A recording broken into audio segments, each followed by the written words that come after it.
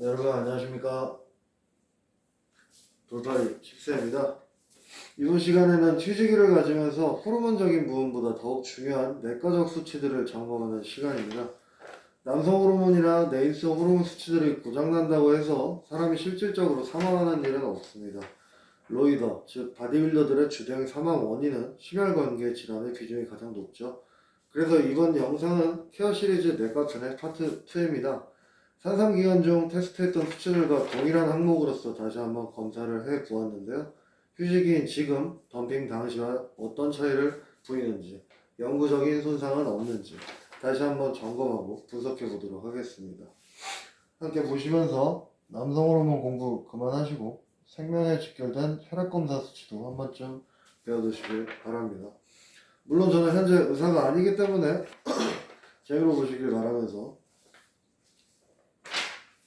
잘 안 보이시죠? 리버 펑션 테스트 부분에 이상이 없기 때문에 자르겠습니다. 루틴 컴플리트 블러드 카운트는 확대해서 보시는 게 좋겠는데요. 경고물은 들어오지 않았지만 MCV, 민 콜포스키치도 정상은 아닙니다. 이것들은 모두 혈액에 문제가 발생했음을 의미합니다.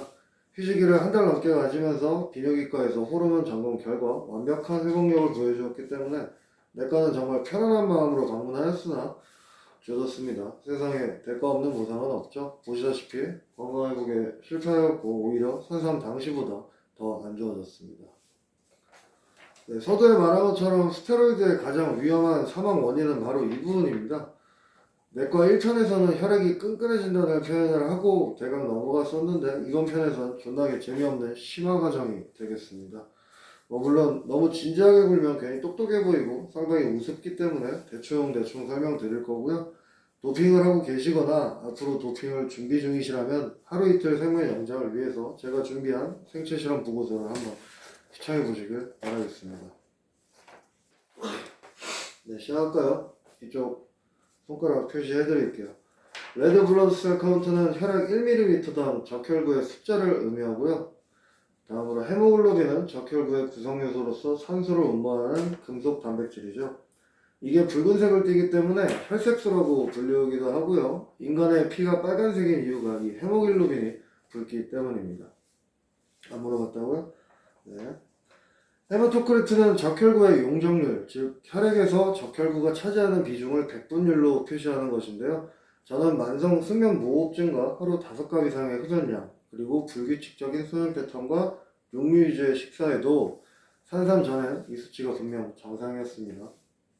이제 AAS 중에 빨대론과 옥시수가 이 수치를 높인다는 연구 결과가 있고요. 저는 다음으로 민 콜포스큘러 볼륨, 한국말로 평균 적혈구 용적이라고 불리우는 이 수치는 적혈구의 크기를 나타내는 수치입니다. 헤마토크리트 수치와 혼동하실 수가 있는데 이 수치는 헤마토크리트의 10을 곱하고 100만 단위의 적혈구의 수로서 나뉘어질 수치이기 때문에 비슷한 거예요. 다음으로 민 콜포스큘러 헤모글로빈, 평균 적혈구 혈색소 수치는 적혈구 안의 혈색소, 즉 헤모글로빈이 차지하는 평균적인 양을 피코그램 단위로 변환한 수치입니다. 마지막으로 민 콜포스큘러 헤모글로빈 콘센트레이션, 한국말로 평균 혈구 혈색소 농도 정도라고 표현할 수 있는데요. 이건 헤모글로빈을 헤마토크리트로 나누어서 계산된 수치입니다. 헤마토크리트 분의 헤모글로빈 이꼬르 민 콜포스큘러 헤모글로빈 콘센트레이션 MCHC라고 기억하시면 됩니다. 쉽죠? 민 콜포스큘러 볼륨, 헤모글로빈 콘센트레이션 이 세 가지가 모두 얽혀있고 공식은 이렇습니다. 네, 자 이제부터입니다. 내추럴인 척할 생각도 없었지만 만약에 제가 어디 가서 구라를 치고 다녔다면 여기서 로이더인 것이 딱 걸렸죠. 검사 결과 2달간의 산삼으로 인한 적혈구 수의 증가는 휴지기를 가지고 있음에도 좀처럼 정상적으로 돌아오지 않고 있습니다.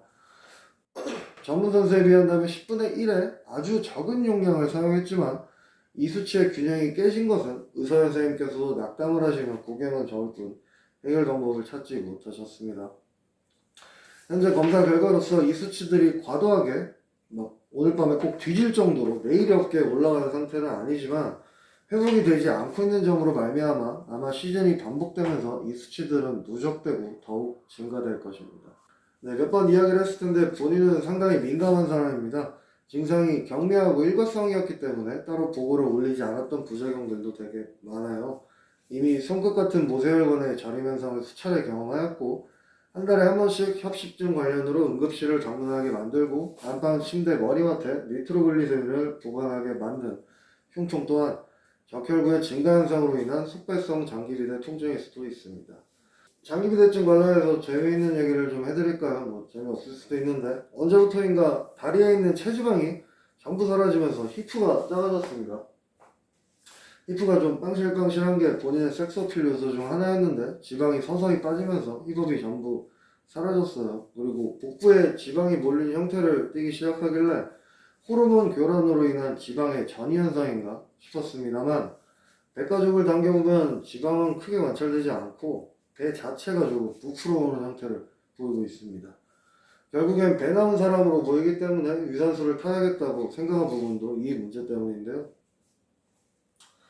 근데 안 했어요. 습관이 안 돼가지고 귀찮아서 안 했는데 유산소를 하면 할수록 헤마토크리 수치는 더 올랐을 겁니다. 그리고 일반적으로 인간의 혈액세포는 골수에서 생성됩니다. 하지만 본인은 일반적인 새끼가 아니기 때문에 간과 비장에서도 혈액세포를 생산합니다. 시즌4의 MRI 검사 결과를 기억하시나요? 간이 부어있었습니다. 복부 백만감이 지금 지속되고 있기 때문에 원인을 찾고 싶었는데 방금 찾은 것 같아요. 이젠 비장도 부어오르기 시작한 것 같아요. 퍼즐이 맞아 들어가는데 제 주치의 선생님께서 옛날에 스테로이드의 대표적인 부작용으로 하체 부종과 몬테이스를 꼽으셨는데 저는 현재 하체 붓기가 오히려 빠지고 있었죠. 예컨대 속발성 내장비대입니다. 지방이 갑자기 전이 될 리가 없죠. 혼자 무슨 소리냐고요? 모르겠습니다. 담배 한 대 태우고 올게요. 네, 그래서 이 끈적해진 피를 어찌해야 하느냐? 의사 선생님께서 모르신다면 제가 오랜만에 의사가 되어 보겠습니다. 재미로 들으시고 따라하지 마세요. 가장 확실한 방법으로서 첫 번째, 사열이 필요합니다. 일반적이라면 헌혈을 해가지고 인류에게 도움을 줄 텐데 저 같은 로이던 새끼가 이 썩은 피를 남에게 전가할 수는 없죠. 며느리 몰래 정맥에 카테터를 꽂고 피를 500ml가량 적출하는 행위를 반복해가지고 헤마토크리트 수치를 45% 미만으로 내려주면 좋습니다. 피를 뽑아서 버린다는 이야기입니다. 헤마토크리트 수치가 높은 경우 근육 발달에 이상적인 혈류와 산소를 공급해주는 멋진 상태지만 일단 살고 봐야죠. 선생님이 헤마토크리트 수치를 높여서 근육 발달에 영향을 주는 것인지 근육 발달을 위해 신체가 헤마토크리트 수치를 높이는 것인지 닭이 먼저냐 달걀이 먼저냐 하는 이 부분은 나중에 따로 다루어 보겠습니다. 아직은 미지근하게 살아 숨쉬고 있고 본인의 경우 이크로 인한 2차성 에리스로포이틴 증가가 문제가 된 것이고 백혈구 수치가 조금 높아지고는 있지만 혈소판 수치는 낮은 형태로서 결과적으로 원발성 다혈증은 아니기 때문에 이 방법은 헤마토크리트 수치가 60% 이상 취소될 경우 강행하겠습니다. 두 번째, 아스피린입니다. 이 부분은 예전에 한번 소개해 드렸는데요. 용량을 조금 바꿨습니다. 보통 두통으로 인한 아스피린 복용 시엔 500mg짜리를 먹게 되는데 이 용량은 장기간 복용 시 위장관에 출혈을 발생시킬 가능성이 매우 높습니다. 그래서 대체제를 찾아본 결과 한국에서 100mg짜리 장명정을 만들더라고요. 이 정도 용량은 매일 먹어도 위장관 출혈의 우려가 적습니다. 장용제이기도 하고. 그리고 아스피린은 혈전 생성을 억제하는 일반 의약품이기 때문에 심근경색과 뇌경색이 우려되는 현재 상황에 좋은 약제가 될 것입니다. 세 번째, 없습니다. 그냥 뒤져야죠 뭐. 아직은 휴지가 3주 정도 남았습니다. 시즌 6가 시작되기 전에 한 번 더 최종적으로 내과 운전을 받을 계획이고요.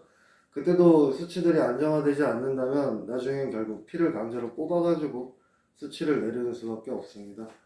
아스피린은 오늘부터 장복에 들어가겠습니다. 이게 약이 치료제는 아니고 예방제라고 보시면 됩니다. 마지막으로 정자를 좀 보여드리고 싶었는데 정액을 채취하기가 상당히 귀찮습니다. 다음 시간에 보여드릴게요. 네, 이번 영상은 여기까지입니다. 10세의 생체실험은 계속 발전해 나갈 것이며 많은 비난과 관심 부탁드리겠습니다. 시청해주셔서 감사합니다.